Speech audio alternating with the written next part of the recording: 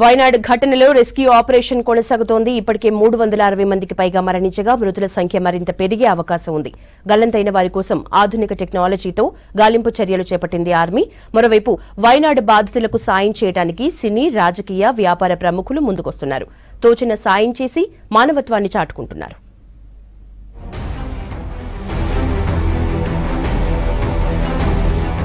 కేరళలోని వయనాడ్లో ప్రకృతి విలయం వందలాది కుటుంబాల్లో తీరని విషాదం నింపింది. 4 రోజులు దాటినా రెస్క్యూ ఆపరేషన్లు కొనసాగుతూనే ఉన్నాయి.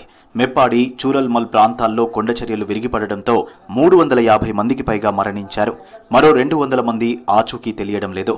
వయనాడ్ అడవిలోని ఓ కొండ గుహలో చిక్కుకున్న ఆదివాసీ కుటుంబాన్ని రెస్క్యూ టీం ప్రాణాలకు తెగించి కాపాడింది. 4 ఆఫీసర్లు 8 గంటల పాటు శ్రమించి క్షేమంగా తీసుకొచ్చారు.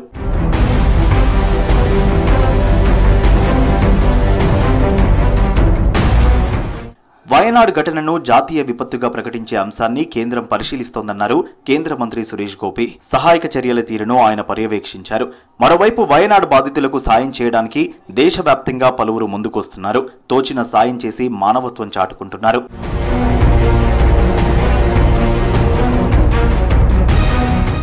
వయనాడ్ బాధితులకు సాయం చేయడానికి సినీ తారలు ముందుకొస్తున్నారు. మెగాస్టార్ చిరంజీవి, రామ్ చరణ్ ₹1 కోటి విరాళం ప్రకటించారు. కేరళ సీఎం రిలీఫ్ ఫండ్కు అందజేస్తామని తెలిపారు. కొండచర్యలు విరిగిపడిన ఘటనలో మృతి చెందిన కుటుంబాలకు ప్రగాఢ సానుభూతి ప్రకటించారు.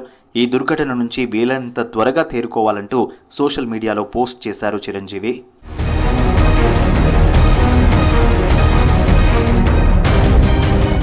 వయనాడ్ విలయంపై స్పందించారు సినీ నటుడు అల్లు అర్జున్.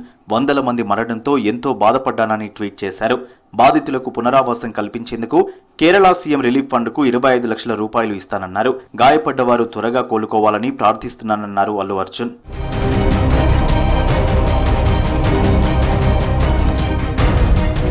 వయనాడ్ను బాధితుల కోసం యూడీఎఫ్ ఎమ్మెల్యేలు ముందుకొచ్చారు.